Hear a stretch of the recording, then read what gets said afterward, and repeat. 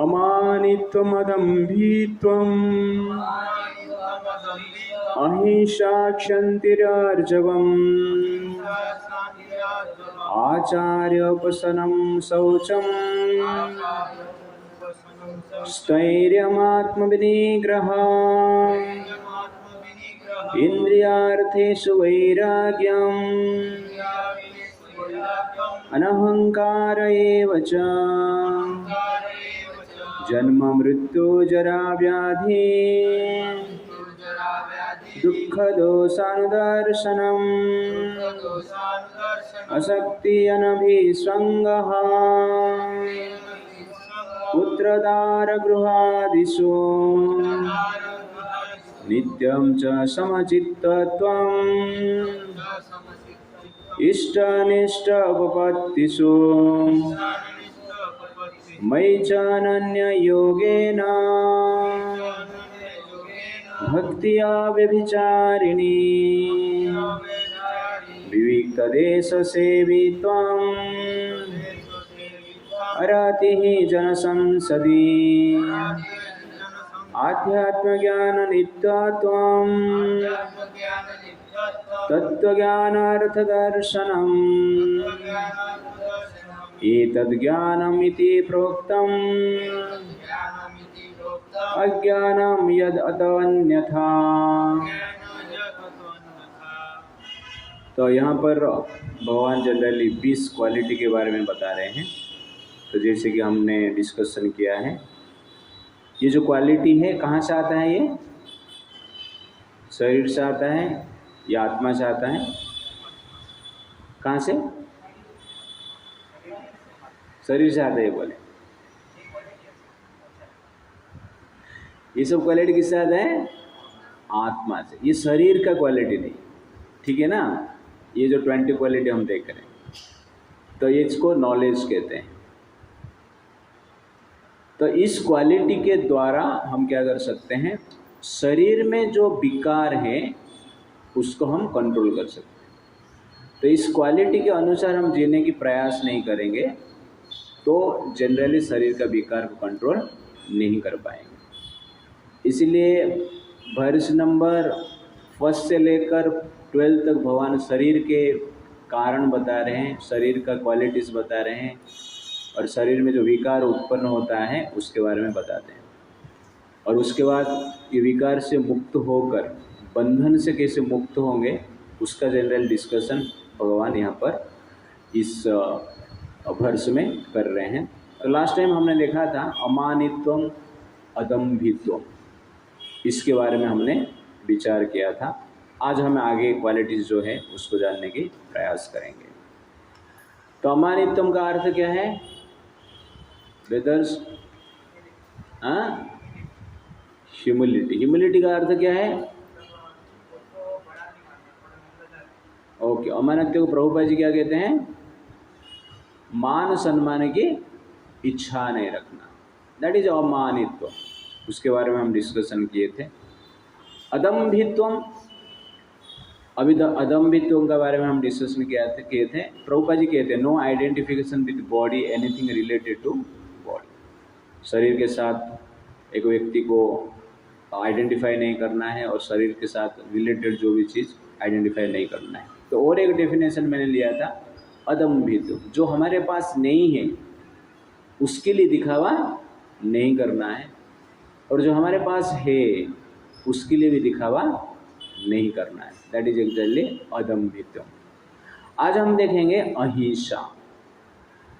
तो अहिंसा quality generally हम कहते हैं कि अहिंसा का अर्थ कि अन्य को मारना नहीं, किसका हत्या नहीं करना, इसको कहते हैं अहिंसा। तो प्रभुपाद जी उससे आगे जाके कहते हैं अहिंसा का अर्थ है किसको भी दुख नहीं देना है, स्ट्रेस में नहीं डालना है, फिजिकली हो मेंटली हो, तो उसको हम क्या कहते हैं? अहिंसा। तो अहिंसा का अर्थ है actually non violence means not to put others into distress. तो शारीरिक मानसिक यंत्रणा नहीं देना, उसको क्या कहते हैं? अहिंसा कहते हैं। और जनरली जब तक ये संसार में लोग रहेंगे तो भौतिक जगत में भौतिक दुख सबको मिलता रहेगा, स्ट्रेस मिलता रहेगा। इसीलिए प्रभुपाद जी कहते हैं कि अहिंसा का अर्थ क्या है कि भगवान जो ज्ञान दे रहे हैं, गीता का ज्ञान का प्रचार प्रसार करना। तो गीता का ज्ञान का प्रचार प्रसार जब तक हम नहीं करेंगे तब तक संसार में जीव दुख में रहेगा। तो कहने का अर्थ है, जो शास्त्र को जानता है, जीवन का लक्ष्य को जानता है, लेकिन उसका प्रचार प्रसार नहीं करता है, तो व्यक्ति क्या कर रहा है? हिंसा कर रहा है। तो अहिंसा नहीं कर पा रहे, क्योंकि जब तक व्यक्ति ये भवबंधन से मुक्त नहीं होता है तब तक स्ट्रेस में ही रहेगा ना, दुख में ही रहेगा। इसीलिए जनरली प्रचार करना अत्यंत आवश्यकता है। तो प्रभुपाद जी कहते हैं, so unless one elevates people to spiritual knowledge one is practicing violence. जब तक व्यक्ति को आध्यात्मिक ज्ञान के द्वारा ऊपर नहीं उठाते हैं तब तक हम क्या प्रैक्टिस कर रहे हैं? हिंसा ही प्रैक्टिस कर रहे हैं। इसीलिए ये अत्यंत आवश्यकता है प्रचार करने के लिए। हम लोग बोलते हैं ना आपको कि दोस्त लोग को बुलाओ, और गीता के लिए हम प्रचार करने के लिए जाते हैं, प्रयास कर रहे हैं एटलीस्ट, ओके। अहिंसा हम पालन कर रहे हैं। कोई आ रहे हैं नहीं आ रहे अलग बात है, लेकिन अहिंसा धर्म का हम पालन कर रहे हैं। तो प्रभुपाद जी को एक बार उनके जो एक शिष्य है गिरिराज महाराज, वो कह रहे थे कि आई लाइक टू प्रीच, मुझे प्रीचिंग पसंद है।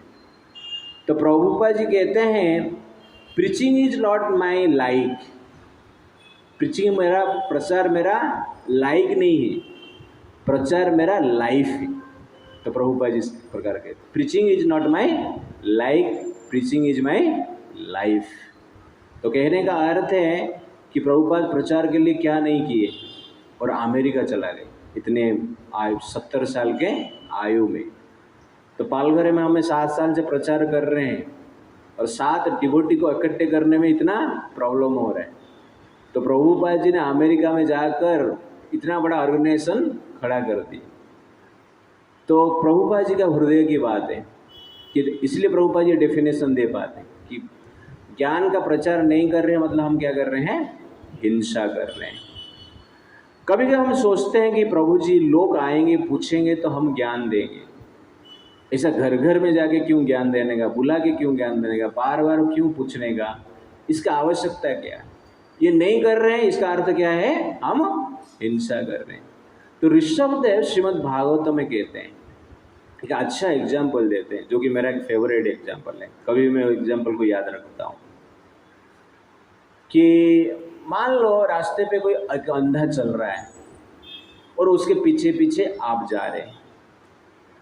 तो अंधा आपको बुला नहीं रहा है कि मुझे आगे रास्ता दिखाओगे, वो चल रहा है अपना इच्छा के अनुसार वो जा रहा है। अंधा हुआ लेकिन अहंकार तो है ना सबके हृदय में, है कि नहीं? अंधे के बीच में भी अहंकार है। अंधे लोग जो पढ़ाई करते हैं उनका अहंकार क्या है? कौन कितना सुनकर याद रख पाता है, वो फर्स्ट है। एक अंधा बोलता है, तेरा मेमोरी बहुत कम है, मेरा मेमोरी ज़्यादा है। तो वो अहंकार सबके पास रहता है। तो एक अंधा जा रहा था, वो किसको पूछ नहीं रहा है रास्ता किधर है, कैसे जाऊँ, क्या है। वो कॉन्फिडेंस से जा रहा है अपना जो क्या ब्लाइंड स्टिक लेके, और जा रहा है। रास्ते में एक खड्डा है, वो देख नहीं पा रहा है और गिरने वाला है। पीछे जो व्यक्ति है वो भी देख रहा है, मुझे तो बुला नहीं रहा है, मैं क्यों उसको रोकूं। ऐसा सोचकर वो भी अपने रास्ते से चल रहा है और अंधा जाके खड्डे में गिर जाता है। अभी दोष किसका है? अंधे का है या जिसका आंख है उसका दोष है? किसका दोष है? अंधा तो पूछा नहीं, इनविटेशन दिया नहीं, और ये देख रहा था कि मुझे बुला नहीं रहा है इसलिए मैं क्यों रक्षा करूं, तो छोड़ दिया। तो दोष किसका है? विठल जी। हाँ, अंधे का दोष है। पूछना चाहिए, बुलाएंगे तो डॉक्टर के पास जाएंगे तो मेडिसिन देगा ना, थोड़ी नहीं जाएंगे तो मेडिसिन किधर मिलेगा, राइट? और क्या है? जिसके पास आंख रहता है उसका दोष है। कैसे?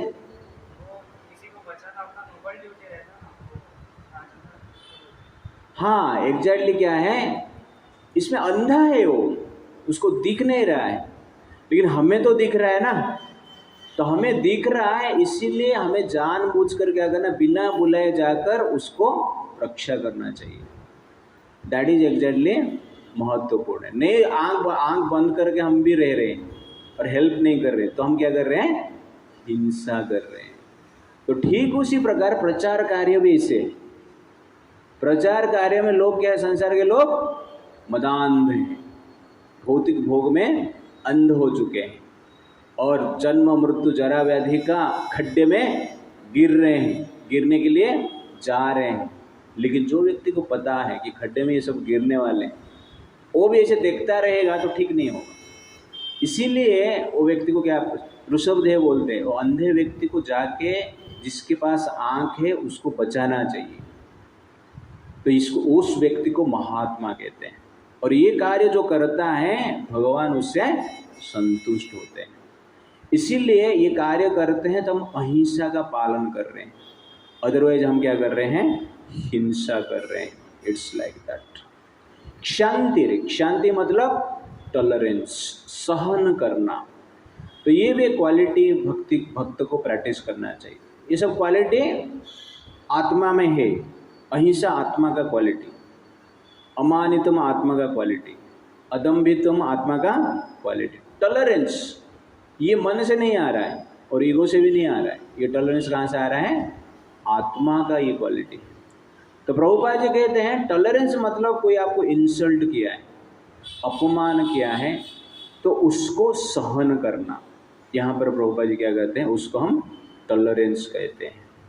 और जैसे कि हमने स्टोरी सुना है कि भृगु महर्षि ने भगवान विष्णु को टेस्ट किया, ये सचमुच भगवान है या नहीं है। कैसे टेस्ट किया, वैकुंठ में जाकर लात मारा भगवान के छाती के ऊपर, और भगवान उसको, स्टोरी आपको पता रहेगा, किसको किसको पता है ये स्टोरी, ओके। तो भगवान को जाके लात मारे, फिर भी भगवान क्या करते हैं, भृगु महर्षि के प्रति क्रोध नहीं करते, टॉलरेंस।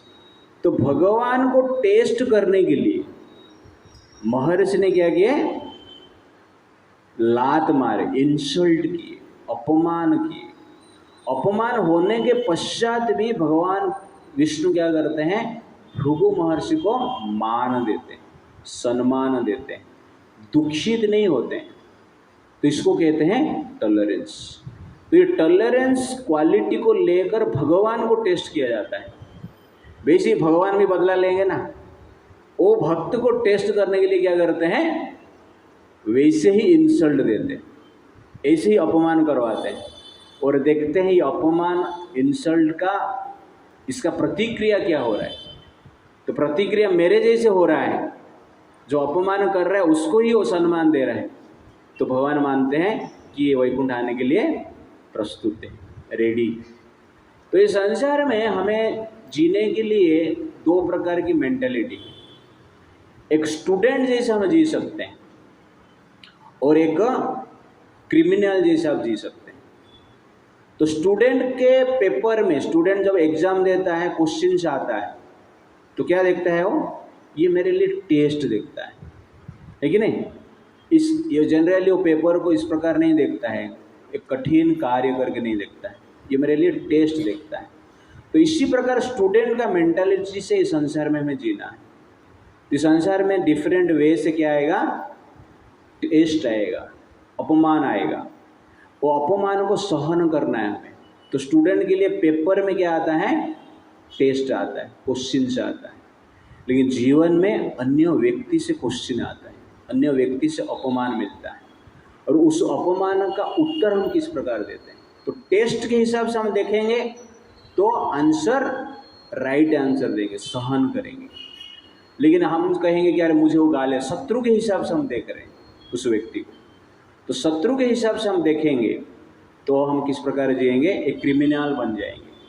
तो हम क्रिमिनल के हिसाब से जी सकते हैं और स्टूडेंट के हिसाब से जी सकते हैं। इसलिए जीवन में कभी भी कुछ कठिन नहीं हो रहा है, कुछ अपमान किया जा रहा है, तो उसको किस प्रकार हमें देखना है, टेस्ट के रूप में देखना, परीक्षा। भगवान मेरे परीक्षा कर रहे हैं, और परीक्षा में पास होते हैं तो भगवान हमें वैकुंठ में लेके जाएंगे, संतुष्ट होते, कृपा प्राप्त होगा।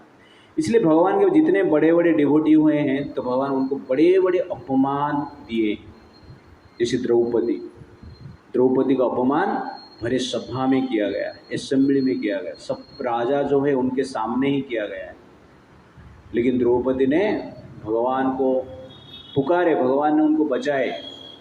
लेकिन एंड में सब कुछ वस्त्रहरण होने के पश्चात, वस्त्रहरण तो हुआ नहीं, भगवान बचा लेते हैं।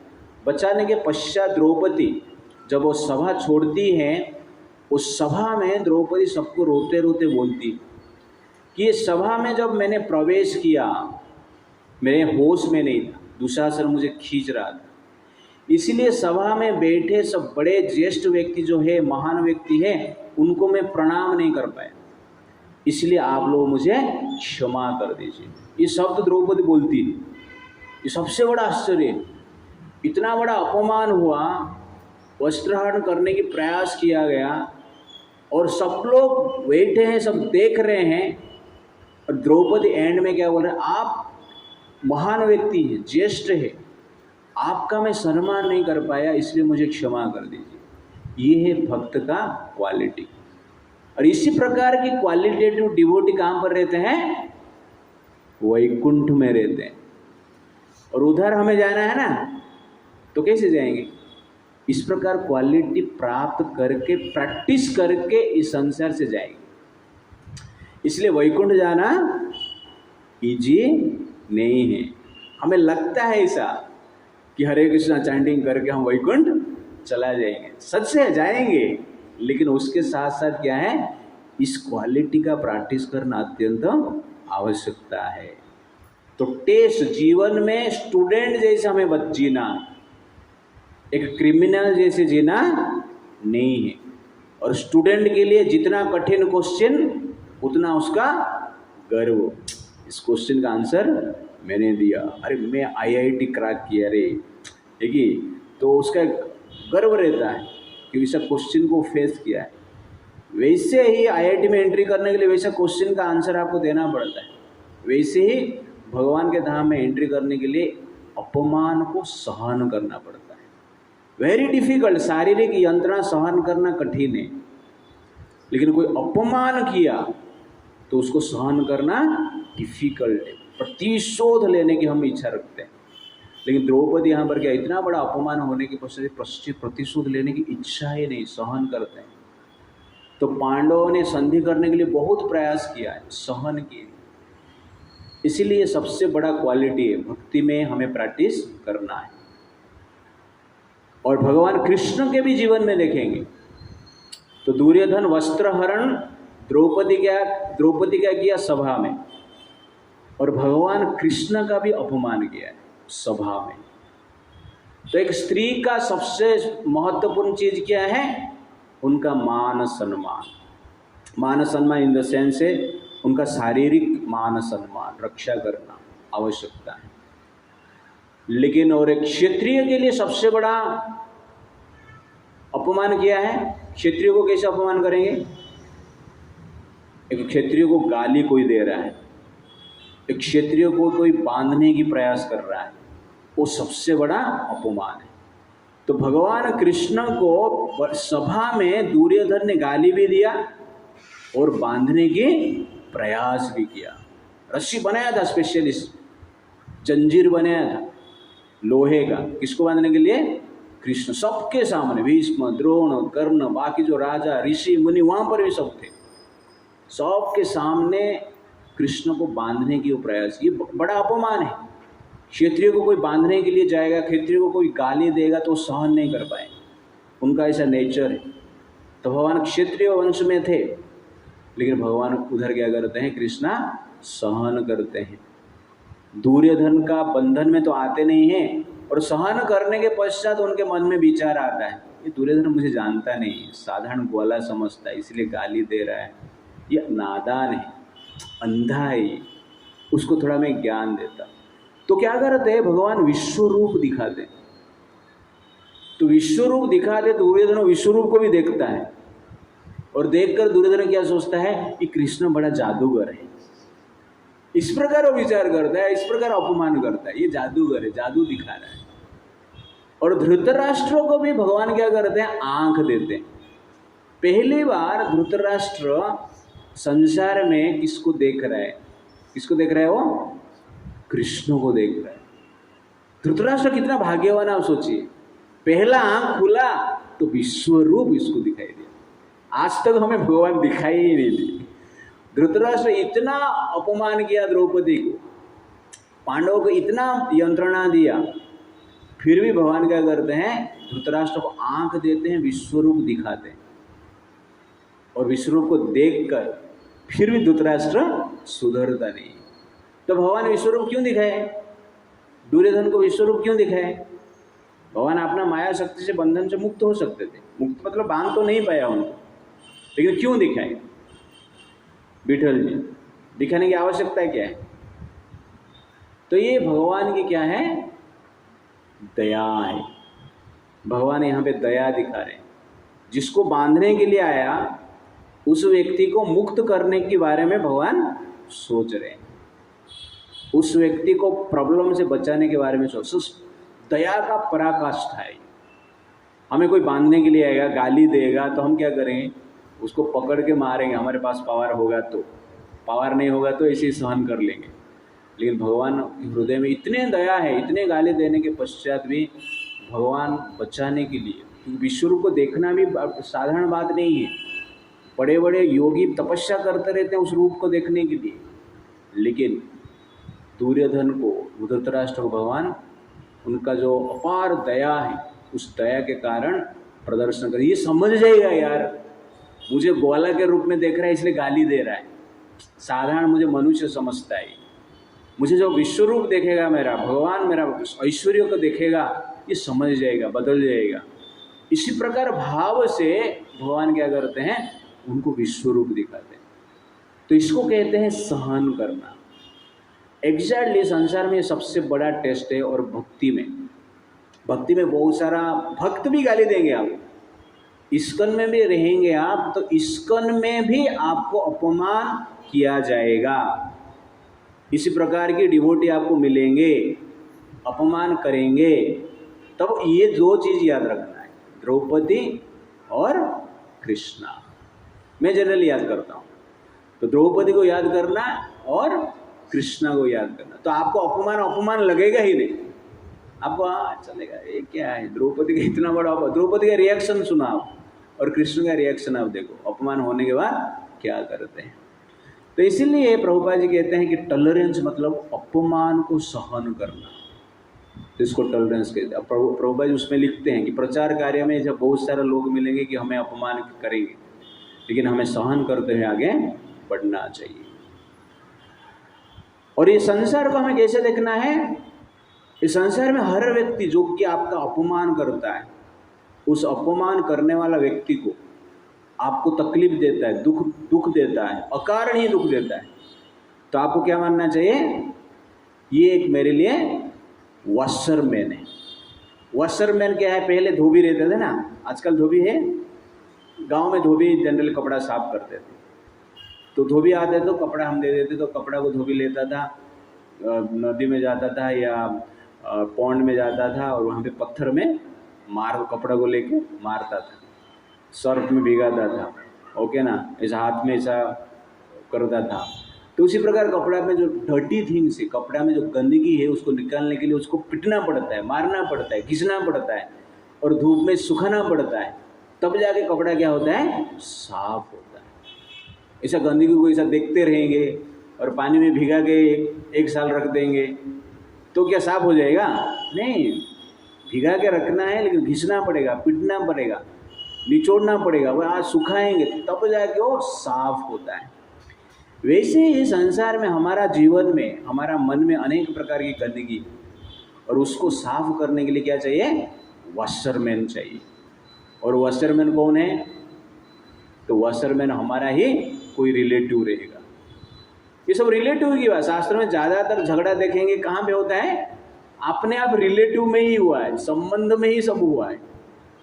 तो कोई संबंध, मान लो कुछ अपमान आपका कर रहे हैं, तो हमें क्या सोचना चाहिए, ये मेरे लिए वॉशरमैन है, भगवान ने भेजा है, मेरा साफ सफाई के लिए भेजा है, मन का साफ सफाई करने के लिए भगवान ने भेजा है।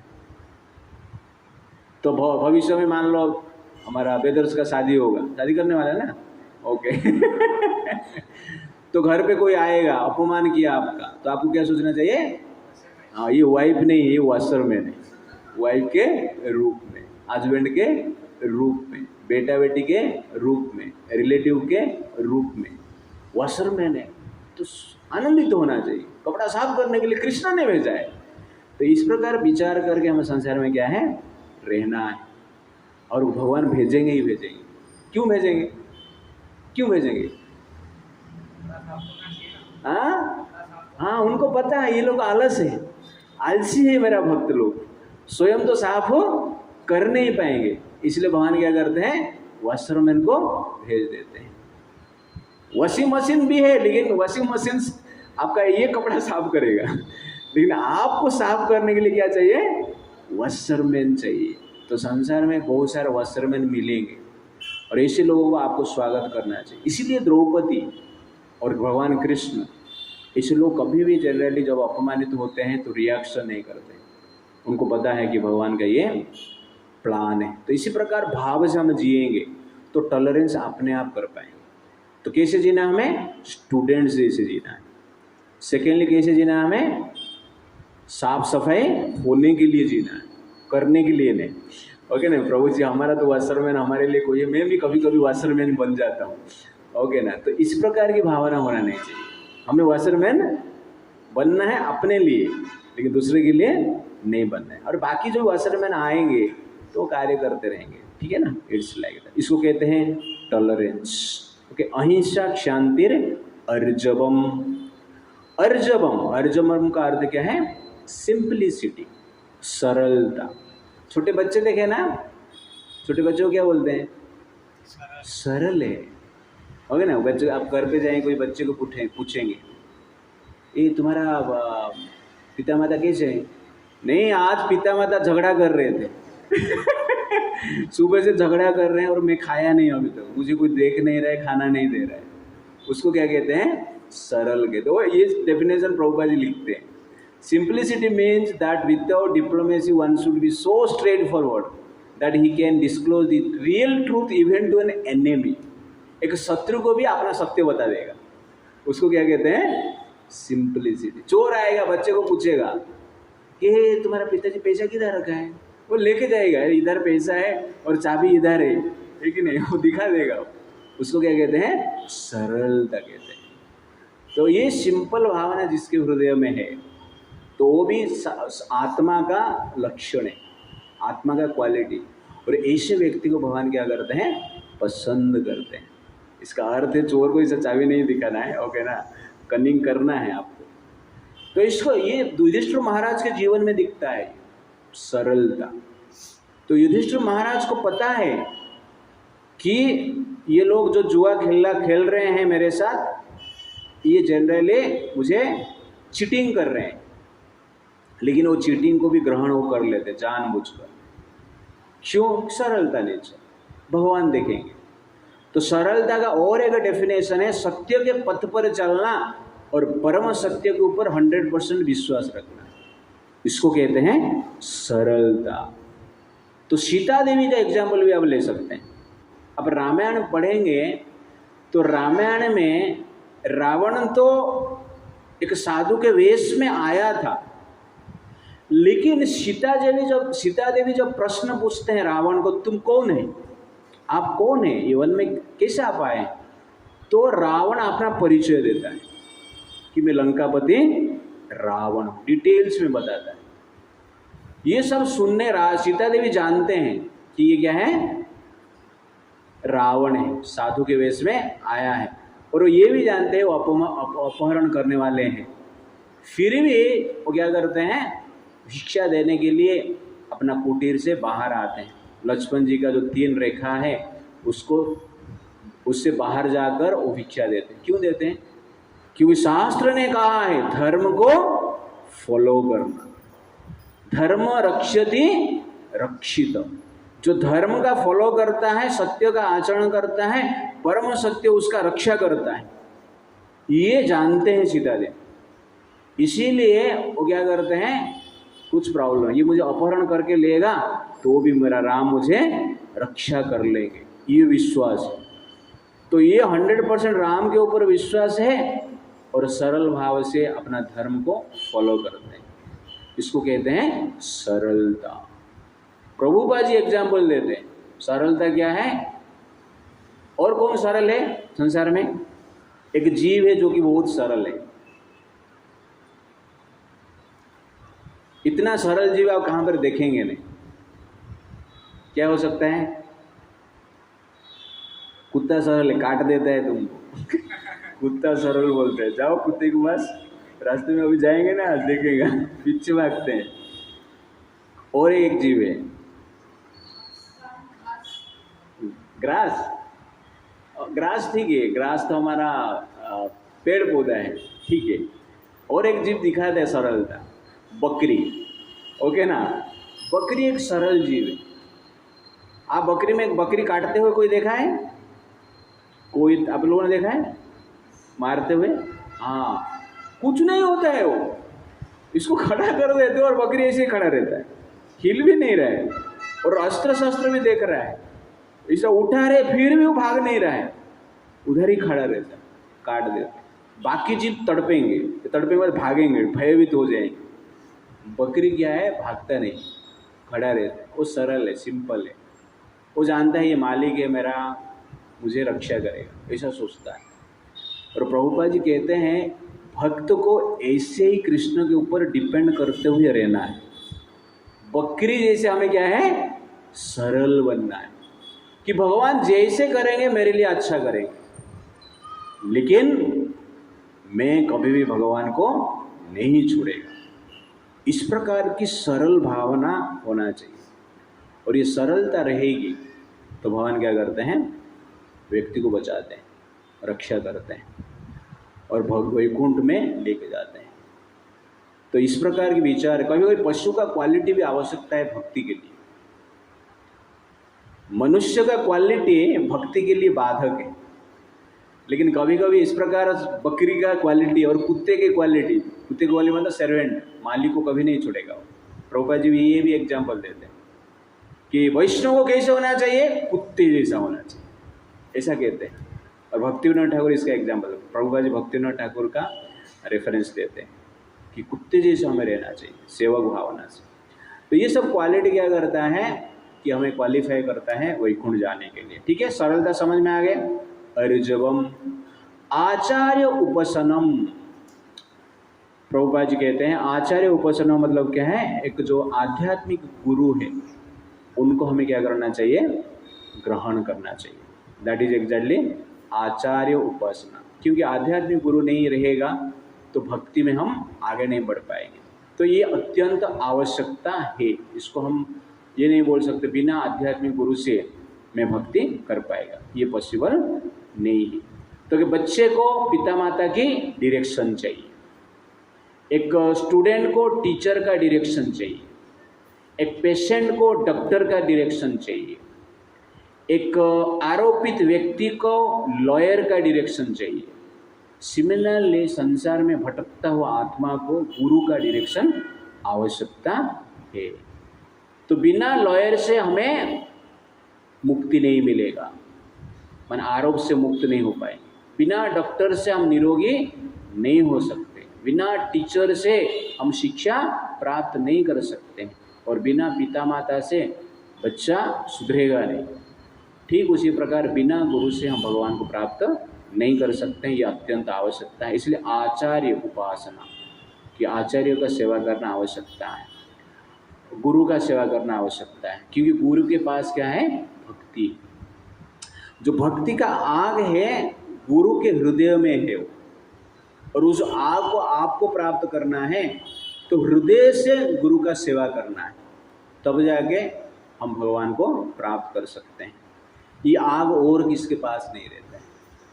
जैसे आपको पैसा चाहिए तो एक धनवान व्यक्ति का सेवा करना होगा। धनवान व्यक्ति जो है उनका सेवा करेंगे तो आपको कुछ पैसा हो जाएगा। तो ठीक उसी प्रकार आपको भगवान के पास जाना है, भगवान का भक्त बनना है, तो एक भगवान का शुद्ध भक्त का सेवा करना, दैट इज आचार्य उपासना। तो उस प्रकार गुरु का सेवा करते हैं तो जनरली हम भगवान के पास जाने के लिए रेडी होते हैं। ओके, आचार्य उपासनम शौचम, शौचम मतलब क्लीनलीनेस, पवित्रता। तो शौचम का अर्थ है कि भीतर से पवित्रता होना चाहिए और बाहर से भी पवित्रता होना चाहिए। कहने का अर्थ है कि शरीर को भी हमें क्लीन करना है, उसके साथ साथ क्या है, मन को भी क्लीन करना है। तो शरीर को क्लीन करने के लिए पानी का व्यवस्था है, और प्रभुपाद जी परपट में लिखते हैं। और मन को क्लीन करने के लिए हरे कृष्णा महामंत्र का जप की आवश्यकता है। हरे कृष्णा कृष्णा कृष्णा हरे हरे, हरे राम राम राम हरे हरे। तो इस प्रकार जनरली हमें क्या करना चाहिए, शरीर को और मन को क्लीन करना। आठवां है स्थैर्यम। स्थैर्य मतलब स्थिरता और डिटर्मिनेशन, दृढ़ निश्चय। ये भी भक्ति में अत्यंत आवश्यकता है, दृढ़ निश्चय होना आवश्यकता है, क्योंकि भक्ति में इतना कठिनाई आएगी। कल हमने जैसे कि प्रहलाद महाराज के हिरण्यकश्यप के बारे में डिस्कशन किया, इतना कठिनाई प्रहलाद महाराज के सामने आया, फिर भी दृढ़ निश्चित थे, वो भगवान को कभी भी छोड़े नहीं, विश्वास उनका टूटा नहीं। तो इस प्रकार का दृढ़ निश्चय के साथ हमें क्या करना चाहिए, संसार में जीना है। और हर व्यक्ति के पीछे ही आया है, इस प्रकार के टकराव होगा, विपत्ति आएगी, जिसको आपको क्या करना है, आपका विश्वास को तोड़ने के लिए भगवान क्या करते हैं, अनेक प्रकार की विपत्ति देते हैं।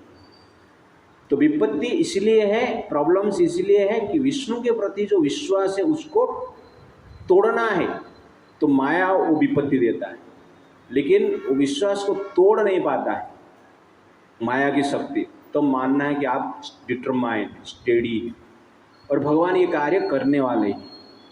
और विश्वास कभी टूटेगा, कोई बाहर का शक्ति विश्वास को तोड़ नहीं सकता है जब आप स्वयं नहीं तोड़ते। ओके ना। तो कहने का अर्थ है कि विपत्ति जो है आपके सामने रहेगी, लेकिन विश्वास को छोड़ना और नहीं छोड़ना ये चॉइस किसके पास है, आपके पास। कितने भी कुछ हो जाए विश्वास को नहीं छोड़ेगा। तो ये शास्त्र में अनेक प्रकार की एग्जाम्पल है, जैसे कि कल हम प्रहलाद के बारे में डिस्कशन हमने किया है, तो विश्वास को नहीं छोड़े। सीता देवी लंका में 1 साल तक रहे।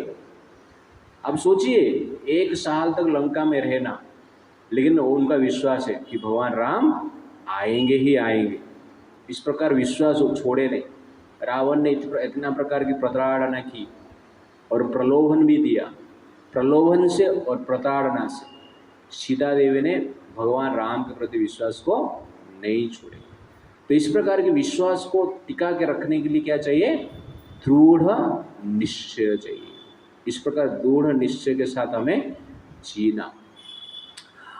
और कभी कभी मोह में आ जाते हैं हम लोग संसार में, और ये मोह भी क्या करता है, दृढ़ निश्चय को मार डालता है। तो कल हमने देखा जैसे प्रहलाद, तो बाप के मोह में नहीं आए, ये मेरा बाप है यार इसलिए मैं भक्ति, बाप बोल रहा है भक्ति छोड़ देता हूँ, नहीं, बाप का मोह में आए नहीं। तो प्रहलाद बाप के मोह में नहीं आए, और विभीषण भाई का मोह में नहीं आया, ये मेरा रावण है। कुंभकर्ण आ गया, कुंभकर्ण में एक भक्त था। अब रामायण में सुनेंगे तो कुंभकर्ण जानता है कि राम भगवान है, धर्म क्या है अधर्म क्या है जानता है। रावण को समझाता है तू गलती किया है सीता जी को चोरी कर, लेकिन एंड में क्या बोलता है, तू मेरा भाई है इसीलिए तेरे पार्टी में मैं रहता। ये कुंभकर्ण और विभीषण में अंतर। तो कुंभकर्ण मोह में आ गया, उसका डिटर्मिनेशन लॉस हो गया, लेकिन विभीषण क्या है, मोह में नहीं आया। और पितामह का मृत्यु का शोक अर्जुन ने नहीं किया। अर्जुन पितामह करके पहले मोह में था, लेकिन गीता सुनने के बाद डिटर्मिनेशन, अभी डिटरमाइंड, करिष्य वचनम तव, अब युद्ध करेंगे हम। तो इस प्रकार डिटर्मिनेशन को टेस्ट अपने से ज़्यादा किया जाता है। आप जिसके साथ ज़्यादा संबंध है ना, उस व्यक्ति के साथ आपका दृढ़ निश्चय को भगवान क्या करते हैं, परीक्षा करते हैं कि एग्जैक्टली आप मुझे चाहते हो या आप जिसके साथ आप रह रहे हो, अपना जो रिलेटिव है उसको चाहते हो। तो इस प्रकार टेस्ट जनरल भगवान करते रहते हैं और इसको हमें दृढ़ निश्चय के साथ हैंडल करना है। तो हमारा जो डिटर्मिनेशन है उसको नष्ट करने के लिए भगवान इस प्रकार की परीक्षा करते रहते हैं। दैट इज एग्जैक्टली स्थैर्यम। और लास्ट पॉइंट आज के लिए आत्म विनिग्रह। वर्ष नंबर 1 का हम 8 नंबर कंप्लीट करेंगे। ये 8 से 12 है ना, 6 से 12 लिखा है मैंने, तो 8 से 12 है ना। तो आत्म विनिग्रह, तो आत्म विनिग्रह का अर्थ क्या है, इंद्रिय संयम, सेंस कंट्रोल। और ये भी अत्यंत आवश्यकता है। तो प्रभुपाद जी कहते हैं सेंस कंट्रोल मतलब क्या है, जो भी एक्टिविटी भक्ति के पथ में बाधक है उसको रिजेक्ट करना। जो रिजेक्ट कर पाता है वो क्या है, अपना इंद्रियों को कंट्रोल में रखा है। तो रिजेक्ट नहीं कर पाता है, अपना इंद्रियों को कंट्रोल में नहीं रख पाता है। तो इसी प्रकार जनरली सेंस कंट्रोल अत्यंत आवश्यकता है। तो कृष्ण कौन है, मास्टर ऑफ सेंस कंट्रोल, है कि नहीं। तो कृष्ण को क्या कहा जाता है, मास्टर ऑफ सेंस कंट्रोल। तो कृष्ण बड़े बड़े सेंस कंट्रोल कर पाएंगे, मिस वर्ल्ड भी आ जाएंगे कृष्ण के सामने तो भी एजिटेट नहीं होंगे, है कि नहीं। लेकिन आपके सामने पालघर का मिस पालघर आ जाते हैं तो एजिटेट हो जाएंगे, है कि नहीं, या मिस्टर पालघर आ जाते हैं। तो कृष्ण मतलब सबसे बड़ा सौंदर्य भी उनके सामने आते हैं तो एजिटेट नहीं आते। रंभा कृष्ण को टेस्ट करने के लिए आते हैं, कृष्ण को टेस्ट करने के लिए आते हैं। तो भगवान क्या एजिटेट भी नहीं होते हैं और हंसते हैं, क्रोध भी नहीं करते हैं, सौंदर्य के प्रति आकर्षित नहीं होते हैं और गिफ्ट भी देते हैं। चलो उर्वशी को लेके जाते हो, इंद्र ने भेजा था मेरे तरफ से ये गिफ्ट है, ऐसा गिफ्ट दे के भेजते हैं। तो इसको कहते हैं सेंस कंट्रोल। इसीलिए इससे सेंस कंट्रोल है कृष्ण का। और कृष्ण के साथ हमें फ्रेंडशिप करना है ना, तो कौन सा लेवल पे सेंस कंट्रोल होगा, पालघर का लेवल पे या वर्ल्ड का लेवल पे। तो इसी प्रकार सेंस जो कंट्रोल कर पाता है भगवान क्या करते हैं, उनको लेते हैं। तो कृष्ण मैं मास्टर ऑफ सेंस कंट्रोल हूँ, तो एटलीस्ट सेंस कंट्रोल में तो ग्रेजुएशन कर ले। तुम ग्रेजुएशन करेगा तो एटलीस्ट मास्टर के पास रहेगा। तुम 10th ही फेल हो जाता है तो मेरे ऑफिस में कैसे आ सकता है। तो he is master of sense control. उन्होंने MSc किया है, MSc मतलब मास्टर ऑफ सेंस कंट्रोल। आपको क्या करना है, BSc करना है, बैचलर इन सेंस कंट्रोल। इतना भी कर लेंगे तो आपको फैक्ट्री में जॉब मिल जाएगा, ओके ना। केमिकल फैक्ट्री में पालघर में है ना, BSc करते तो मिलता है। तो वैसे तो सेंस कंट्रोल अत्यंत आवश्यकता है और इसका जनरल टेस्ट क्या करते हैं, भगवान करते रहते हैं। और आजकल मोबाइल को हमने छोड़ दिया, ओके ना, सोशल मीडिया से बच गए और ज़्यादा नेगेटिव वेबसाइट से उससे भी हम बच जाते हैं, नेगेटिव गाना से बच जाते हैं। तो जनरली क्या है, सेंस कंट्रोल। हरे कृष्णा कृष्णा कृष्णा हरे हरे, हरे राम राम राम हरे।